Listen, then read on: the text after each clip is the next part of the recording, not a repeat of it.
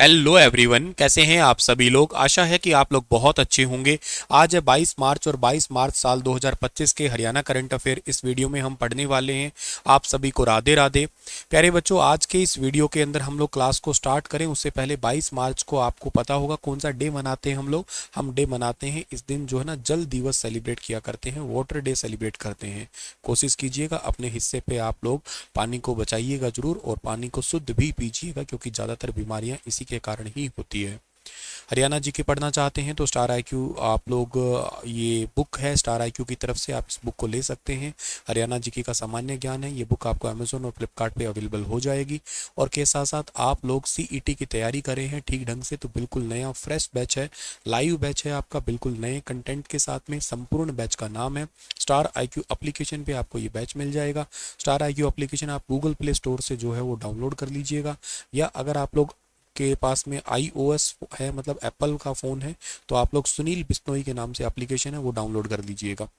और अगर आप लोग लैपटॉप में देखना चाहते हैं तो www.stariqeducation.com इस ऑफिशियल वेबसाइट पे जाइएगा आप लोग, और इस वेबसाइट पे जाके भी आप बैच को ले सकते हैं। बहुत ही अमेजिंग सा बैच है, आराम से अपनी तसल्ली से इंपॉर्टेंट डेटा को आप कवर कर सकते हैं इसमें।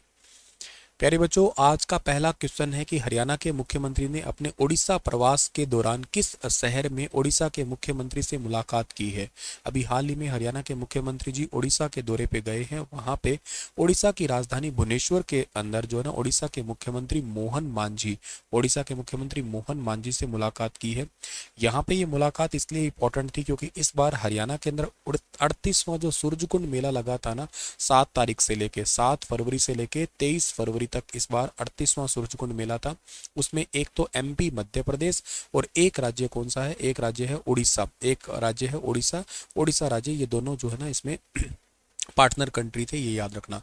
बिम्स्टेक के 7 दो देश है वो इसमें मेंबर थे। 7 देश मतलब जो हमारा जैसे भारत हो गया है, भूटान हो गया है, श्रीलंका हो गया है, नेपाल हो गया है, बांग्लादेश हो गया है, ये बिम्स्टेक के 7 देश इस बार मेंबर कंट्री थे, और कंट्री के रूप में और राज्यों के रूप में ये 2 थे।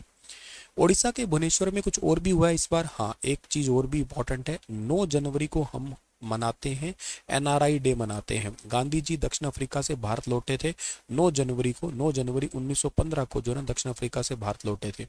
अब 9 जनवरी को हम लोग एनआरआई डे मनाते हैं, ये अब हर 2 साल के बाद एक बार मनाया जाता है, 2 साल में एक बार मनाते हैं ये वाला डे। अब इस बार हमने भुवनेश्वर में सेलिब्रेट किया था, मतलब 2025 को हमने भुवनेश्वर में मनाया था। पिछली बार 2023 का इंदौर में मनाया गया था। इस बार तमिलनाडु के राष्ट्रपति और मुख्य नेता के रूप में यहाँ पे आए थे, ठीक है। हर 2 साल के पहले ये हर साल ही मनाते थे, 2016 के बाद में से हर 2-2 साल में हम लोग सेलिब्रेट करने लग गए। उड़ीसा में कोई फोक डांस भी है क्या? हाँ, उड़ीसा में फोक डांस तो चलो बहुत सारे हैं, लेकिन मेन इंपॉर्टेंट हम क्लासिकल डांस के बारे में बात करते हैं। क्लासिकल डांस उड़ीसा का ओडिसी ही है, ओडिसी, ओडिसी ही क्लासिकल डांस है। इसमें बॉडी के ट्रेंगुलर शेप वगैरह या ज्योमेट्रिकल शेप बनाते हैं। क्या आप मुझे कमेंट में बता सकते हैं ओडिसी डांस के भगवान के रूप में जाने जाने वाले जिनका भी हाल ही में निधन हुआ है, उनका नाम क्या है? तो अगर आप लोग मुझसे नेशनल करंट अफेयर पढ़े हैं, यूट्यूब पे क्लास मैंने ले रखी है तो आपको याद होगा, आप लोग उसको बताना मुझे कमेंट में जरूर। और के साथ साथ आप लोग जो है ना, या आपने संपूर्ण बैच में फरवरी महीने वाले करंट अफेयर वाले जो पीडीएफ है उसके अंदर भी आपको मिल जाएगा ये क्वेश्चन। के अलावा आप लोग एक बात और बताना मुझे कि ओडिशा में एक डांस और भी होता है, मयूरभंज में होता है ये, मयूरभंज, मयूरभंज में होता है डांस, उसका नाम है छऊ। छऊ, छऊ वैसे ना भारत में कई राज्यों में होता है, जैसे ओडिशा के अलावा झारखंड में भी होता है। झारखंड वाला जो है वो है सरायकिला छऊ। वेस्ट बंगाल में भी होता है, वो पुरुलिया छऊ है। लेकिन ये मयूरभंज खास है क्योंकि इसमें मुखोटा नहीं होता, बाकी सभी में मुखोटा होता है, हेडगेयर होता है, इसमें कोई मुखोटा नहीं होता है। और मयूरभंज से हमारे भारत की राष्ट्रपति भी है, संथाल जनजाति से संबंधित है, द्रौपदी मुर्मू जी। तो ऐसे बहुत सारे सवाल निकाले जा सकते हैं, याद कर सकते हो आप लोग। सूरजकुंड का इस बार कौन सा मेला लगा था? 38वां मेला लगा था। हरियाणा सरकार ने डॉक्टर से मिलने का समय लेने के लिए कौन सा टोल फ्री नंबर स्टार्ट किया है? तो हरियाणा सरकार ने टोल फ्री नंबर स्टार्ट किया है 104। अगर आपको ऑनलाइन अपॉइंटमेंट लेनी है डॉक्टर से मिलने के लिए तो 104 एक टोल फ्री नंबर स्टार्ट किया है अभी। और ये पहल जो है ना, इस नई स्वास्थ्य पहल को किस विभाग ने स्टार्ट किया है? तो इसको स्टार्ट किया है हरियाणा के स्वास्थ्य विभाग ने, ठीक है ना। सॉरी, इसको स्टार्ट किया हरियाणा के स्वास्थ्य विभाग ने, ठीक है ना। हेल्थ डिपार्टमेंट ने स्टार्ट किया इसको, गलती से ठीक हो, स्वास्थ्य विभाग ने। हरियाणा सरकार के नए पोर्टल का शुभारंभ किया किसने? हरियाणा की स्वास्थ्य मंत्री ने ही इसको किया है, जिनका नाम क्या है? हरियाणा की स्वास्थ्य मंत्री आरती राव है। आरती राव जी के द्वारा इसको स्टार्ट किया गया है। हेल्थ मिनिस्टर है हरियाणा के, हेल्थ डिपार्टमेंट ने ही इसको स्टार्ट किया है हरियाणा के। इसके अलावा हरियाणा में टोल फ्री नंबर 104 के माध्यम से कौन सी सेवाएं उपलब्ध करवाई जाएगी? तो डॉक्टर से मिलने का समय, मतलब बुकिंग, डॉक्टर ऑनलाइन अपॉइंटमेंट मिल जाएगी। स्वास्थ्य सेवाओं से जुड़ी शिकायतें दर्ज कर सकते हो। दवाइयों की जानकारी भी आपको इस पे मिल जाएगी। तो इसका सही आंसर होगा ऑल ऑफ दीज ही। हरियाणा सरकार की यह पहल किस लक्ष्य को पूरा करने के लिए है? भाई 104 टोल फ्री नंबर स्टार्ट किया है, किस टारगेट को पूरा करेगी ये? तो ये टारगेट को पूरा करेगी मेनली किसको? नागरिक सेवाओं को ऑनलाइन उपलब्ध करवाना। आजकल आपको पता है ना, ई गवर्नेंस का बहुत ज्यादा चाल चलन है, तो ई गवर्नेंस में एक बहुत ही महत्वपूर्ण कदम है ये वाला। हरियाणा सरकार ने ट्राई सिटी का मतलब क्या है? मोहाली है, पंचकुला है और चंडीगढ़ है। ट्राई सिटी में किडनी ऑर्गन ट्रांसप्लांट के लिए किस हॉस्पिटल को मंजूरी दी है? तो ये मंजूरी दी है command hospital, western command Panchkula को। वेरी इंपॉर्टेंट है ये किडनी ट्रांसप्लांट। एक तो रोहतक का पीजीआई जो है उसमें हरियाणा का एक ही मात्र था, अब ये दूसरा बन गया है, दो हो गए जहाँ पे किडनी को ट्रांसप्लांट किया जा सकता है। इसके अलावा कमांड वेस्टर्न हॉस्पिटल जो है वहां उसको अनुमोदन देने वाला डिपार्टमेंट कौन सा है? मतलब which authority granted approval to command hospital western command? तो ये अथॉरिटी है स्वास्थ्य सेवा महानिदेशालय, जिसको कहते हो आप लोग journal of health department services है। ये हरियाणा की हेल्थ सर्विसेज ने इसको अथॉरिटी ने मंजूरी दी है अभी। किडनी ट्रांसप्लांट की मंजूरी प्राप्त करने वाला पीजीएमआई चंडीगढ़ के बाद में दूसरा सार्वजनिक अस्पताल जो बन गया है ये पंचकुला बन गया है। हालांकि पीजीआई रोहतक के अंदर भी ये सुविधाएं ऑलरेडी है अवेलेबल, लेकिन ट्राई सिटी के अंदर जो ना चंडीगढ़ के बाद में पंचकुला ही है आपका। अंगदान और प्रत्यारोपण को बढ़ावा देने के लिए कौन सा संगठन काम कर रहा है? तो अंगदान के लिए भाई कोई ऑर्गन डोनेट कर रहा है और के साथ साथ जो ना ट्रांसप्लांट करता है, तो इसके लिए बेसिकली कौन सा डिपार्टमेंट काम करता है? तो इसके लिए नोटो डिपार्टमेंट, यानी कि national organ and tissue transplant organisation, जिसको नोटो कहा करते हैं हम लोग, ठीक है। तो हरियाणा सरकार ने ट्राई सिटी क्षेत्र में command hospital western command Panchkula को किडनी ऑर्गन ट्रांसप्लांट की मंजूरी दी है। चंडीगढ़ के बाद में ट्राई सिटी के रूप में ये सेकंड आ गया है। मंजूरी सेवा स्वास्थ्य सेवा महानिदेशालय के द्वारा दी गई है ये, और इसको जो पूरा कंप्लीट देखता है एक्टिव रूप से वो डिपार्टमेंट है राष्ट्रीय अंग उत्तक और प्रत्यारोपण संगठन है, ये देखता है इसको, ठीक है। इसके अलावा हमारे पास में है कि हरियाणा सरकार पहले से ही किडनी रोगियों के लिए सरकारी अस्पतालों में फ्री डायलिसिस सेवाएं दे ही रही है। हरियाणा के स्वास्थ्य सेवा बुनियादी ढांचे को लगातार विस्तार कर रहे हैं। बहुत सारी मशीनें, लैब वगैरह ये काम कर ही रही है, पर उसमें एक नया कदम हरियाणा सरकार ने अभी जोड़ा है। जल शक्ति अभियान कैच द रन 2025 के छठे संस्करण के राष्ट्र स्तर की है जो शुभारंभ है, इसकी जिम्मेदारी किस राज्य को दी गई है? तो कैच द रन का मतलब, कैच द रेन का मतलब क्या है? कैच द रेन का मतलब है जैसे बारिश आती है, बारिश का सारा पानी इकट्ठा करके और एक कुएं में डाल दिया जाए यहाँ पे, या जो प्लांट है स्पेशली बनाए जाए ऐसे जिससे पानी की वेस्टेज ज़्यादा ना हो। ये अभियान 2019 से ही चल रहा है वैसे तो, लेकिन इस बार नेशनल लेवल पे पूरे भारत के अंदर मॉडल राज्य जो होगा ना वो अपना राज्य हरियाणा होगा। तो प्रधानमंत्री नरेंद्र मोदी जी ने हरियाणा को जल शक्ति अभियान कैच द रेन 2025 के छठे संस्करण के राष्ट्रीय शुभारंभ की जिम्मेदारी दी है। अभी 22 मार्च को यानी कि आज ही के दिन पंचकुला के ताऊ देवीलाल स्टेडियम में ये पूरा इसका कार्यक्रम है आयोजित होगा। केंद्रीय जल शक्ति मंत्री CR पाटिल इस कार्यक्रम के मुख्य अतिथि होंगे।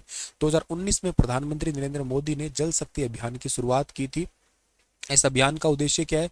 जल संचयन, तालाब और जल स्रोत का पुनर्जीवन करना, मानसून का जल इकट्ठा करना, उनको यूज करना।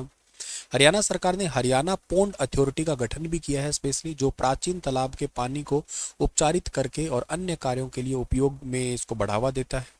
हरियाणा सरकार ने पहले फेज में 500 गांवों के भूजल को रिचार्ज करने का टारगेट किया है, और सीएम सैनी ने हांसी बुटाना लिंक नहर को वाटर स्टोरेज के रूप में उपयोग करने के लिए संभावना तलाशने के लिए निर्देश भी दिए हैं। और नदियों को जोड़ने के लिए एक रोड मैप भी तैयार कर रही है हरियाणा सरकार, ताकि ज़्यादा बाढ़ आए या बारिश का पानी ज़्यादा आए तो नदियों के साथ में कनेक्टिविटी हो सके।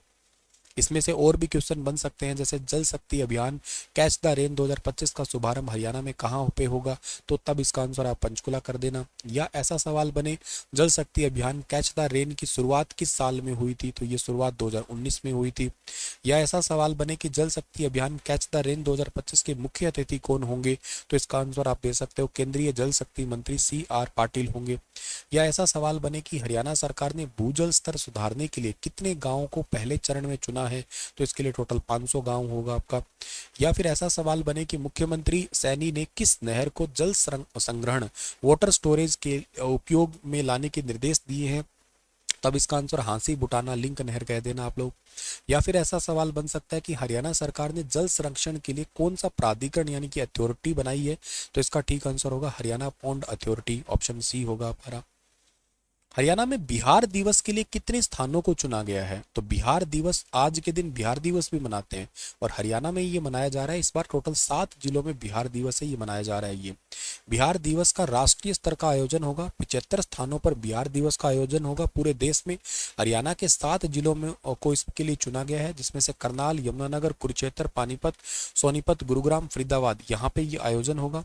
23 मार्च को करनाल के अनमोल गार्डन में बिहार दिवस मनाया जाएगा। बाकी यहाँ पे वैसे 22 मार्च को ही मनाते हैं, पर यहाँ पे 23 मार्च को मनाया जाएगा। मुख्य अतिथि होंगे बिहार के टिकारी विधानसभा के विधायक अनिल कुमार मुख्य अतिथि होंगे। हरियाणा के मुख्यमंत्री जी भी शामिल होंगे और 7 जिलों में बिहार सरकार का एक एक कैबिनेट मंत्री भी इनमें मौजूद रहेगा। बिहारियों का योगदान क्या सर हरियाणा में, बिहार मूल के लोग एग्रीकल्चर, मंडी, मील और उद्योग में महत्वपूर्ण योगदान दे रहे हैं। पानीपत की हैंडलूम इंडस्ट्री में भी बड़ी संख्या में बिहार के प्रवासी काम कर रहे हैं। भाजपा का उद्देश्य क्या है, इसे दिन क्यों मना रहे हैं, ताकि बिहार और हरियाणा के लोगों के बीच में भाईचारा और सांस्कृतिक जो संबंध है उनको मजबूत कर सके। और भाजपा पहली बार हरियाणा में इस तरह का बिहार दिवस मना रही है। बिहार से आए लोगों को सम्मान देने के लिए ये आयोजन है। वैसे विपक्ष का मानना ये है कि इस बार बिहार में इलेक्शन है, इस करके ऐसा किया जा रहा है ताकि वोटिंग परसेंटेज जो है ना वो बढ़ जाए। विपक्ष का कहना ये है। वैसे इसमें एग्जाम के लिए कुछ इंपॉर्टेंट पॉइंट है कि बिहार दिवस 22 मार्च 1912 को बिहार को बंगाल प्रेसिडेंसी से अलग करके एक स्वतंत्र राज्य बनाया गया था। इसी उपलक्ष्य में हर साल 22 मार्च को बिहार दिवस मनाते हैं। बिहार दिवस का उद्देश्य यही है कि बिहार की संस्कृति, बिहार का परंपरा, बिहार का इतिहास, इसको सम्मान दिया जा सके। बिहार के विकास में योगदान देने वाले प्रोत्साहन देना, एजुकेशन, एग्रीकल्चर, इनको बढ़ावा देना और बिहार दिवस को राजकीय अवकाश के रूप में भी मान्यता प्राप्त करना है। पूरे भारत में बिहार के बाहर विदेशों में भी ये दिवस जो है ना वो मनाया जाता है वैसे। और कहाँ कहाँ पे ये है वो तो बता ही दिया मैंने। 2025 का बिहार दिवस का मुख्य आयोजन कहाँ पे होगा, पंचकुला के अंदर ही होगा आपका। अब थोड़ी और इंपॉर्टेंट बात करते हैं जो स्टैटिक जीके में काम आएगी आपको, कि बिहार की राजधानी क्या है, पटना है। स्थापना कब हुई है, 22 मार्च 1912 को बंगाल से अलग होकर बना है। राज्य की भाषा क्या है इस राज्य की, हिंदी है वैसे तो, इसके अलावा मैथिली और उर्दू भी है। मैथिली बहुत बोलते हैं यहाँ के लोग, भोजपुरी भी वैसे बोलते हैं। और क्षेत्रफल कितना है, 94,163 वर्ग किलोमीटर है। भारत का 12वां सबसे बड़ा राज्य है। जनसंख्या के हिसाब से 2011 में 10.41 है, भारत में तीसरा स्थान रखता है ये। जनसंख्या घनत्व भी 1102 है, यहाँ पे भी भारत में सबसे ज़्यादा जनसंख्या घनत्व बिहार में ही है। राज्यपाल के लिए अगर मैं बात करता हूँ आपके, तो यहाँ पे राज्यपाल जो है ना अभी बदल दिए गए हैं। पहले यहाँ पे राजेंद्र विश्वनाथ जी थे, अभी बिहार के अंदर जो है ना आरिफ मोहम्मद खान बन गए हैं। ठीक है ना, बिहार के राज्यपाल अभी के लिए जो है ना वो आरिफ मोहम्मद खान बन गए हैं। ये पहले जो है थे यहाँ पे आंध्र प्रदेश के थे। ठीक है ना, तो अभी जो है ना बिहार के ये गवर्नर बन गए हैं, ये ध्यान रख लेना है डियर आप लोगों को। ठीक है, इसके अलावा मुख्यमंत्री जो है ना नायब सिंह सैनी हरियाणा में बिहार दिवस पे भाग लेंगे। यहाँ के तो अभी नवीन पटनायक है, लेकिन सॉरी माफ करना, नवीन पटनायक क्या उनका नाम, नीतीश कुमार है। नवीन पटनायक तो पहले उड़ीसा के हुआ करते थे। विधानसभा सीटें कितनी है आपकी, 243 है। लोकसभा सीटें कितनी है, 40 है। राज्यसभा सीटें कितनी है, टोटल 16 है। जिले कितने हैं इसमें, टोटल 38 जिले हैं बिहार के अंदर।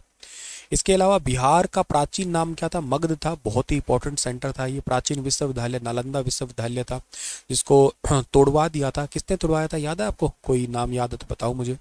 महत्वपूर्ण शासक चंद्रगुप्त मौर्य रहे थे, अशोक, बिंदुसार रहे थे। प्रसिद्ध स्थलों में बोध गया, गौतम बुद्ध को ज्ञान प्राप्ति, और इसके अलावा राजगीर, वैशाली, ये पहला गणराज्य था। महाजनपद काल, मगध महाजनपद सबसे ज्यादा शक्तिशाली, टोटल 16 थे, 16 में सबसे ज्यादा स्ट्रॉन्ग यही था। और इस बार बिहार के अंदर खेलो इंडिया यूथ गेम भी होने वाले हैं बिहार राजगृह में ही। चावल गेहूं मक्का बहुत होते हैं यहाँ पे, और सबसे ज़्यादा भारत में लीची यहीं पे होती है। मखाना, यहाँ के मिथिला मखाना को बेसिकली जीआई टैग मिल चुका है आपका, तो भारत में पहला स्थान। इस बार बजट में भी मखाना बोर्ड बनाने की बिहार में ही बात हुई थी। गन्ना और चावल उत्पादन में प्रमुख राज्य उत्पादक यही है। जीवन रेखा गंगा नदी है यहाँ पे, 65% हिस्से से गुजरती है ये। और इसके अलावा जो ना बिहार में छठ पूजा बहुत फेमस है, सावन मेला है, सोनपुर का मेला, मकर संक्रांति, लोक नृत्य में झूमर है, झटपट है, बर्जरी है, ये काफ़ी इंपॉर्टेंट नृत्य है यहाँ के। सोहर, कजरी और किसके अलावा चेती है, विदेशी है, ये बहुत फेमस गीत है यहाँ के। महाबोधि मंदिर बोध गया का, पटन देवी मंदिर पटना का प्रसिद्ध मंदिर है ये। गौतम बुद्ध, गौतम बौद्ध धर्म से संबंधित बहुत इंपॉर्टेंट यहाँ के महापुरुष रहे हैं। महावीर स्वामी जी जैन धर्म के 24वें तीर्थंकर बिहार से संबंधित। चाणक्य राजनीति और अर्थशास्त्र के ज्ञाता। डॉक्टर राजेंद्र प्रसाद भारत के पहले जो है राष्ट्रपति रहे, वो भी बिहार से संबंधित। तो बिहार बहुत इंपॉर्टेंट है। वैसे एसडीजी रैंकिंग में सबसे लास्ट में बिहार आता है। हरियाणा किस नंबर पे बता सकते हो? पहले नंबर पे उसमें आता है, पहले नंबर पे केरल है और उत्तराखंड भी और केरल दोनों ही, ठीक है। चलो इसी के साथ ये सेशन समाप्त होता है। आपके लिए सवाल छोड़ के जा रहा हूँ, मुझे बताना आप लोग कि यदि पृथ्वी की घूर्णन गति रोटेशन अचानक दुगनी हो जाए, तो इस पे जो ना इसका जो रेवोल्यूशन है वो आधी हो जाए, तो क्या प्रभाव पड़ेगा, इससे क्या इफेक्ट पड़ेगा? दिन की अवधि 12 घंटे की हो जाएगी और पृथ्वी की अवधि दुगनी हो जाएगी। दिन की अवधि 48 घंटे की हो जाएगी और वर्ष की अवधि आधी हो जाएगी। पृथ्वी का गुरुत्वाकर्षण बल बढ़ जाएगा और 6 घंटे का हो जाएगा। कोई प्रभाव ही नहीं पड़ेगा। बताना इसके बारे में, और आप संपूर्ण बैच ले सकते हैं डिटेल से पढ़ने के लिए। Thank you so much. और आप सभी को राधे राधे। कंटेंट अपना कैसा होता है ये आप लोगों को बहुत अच्छे से पता है ही।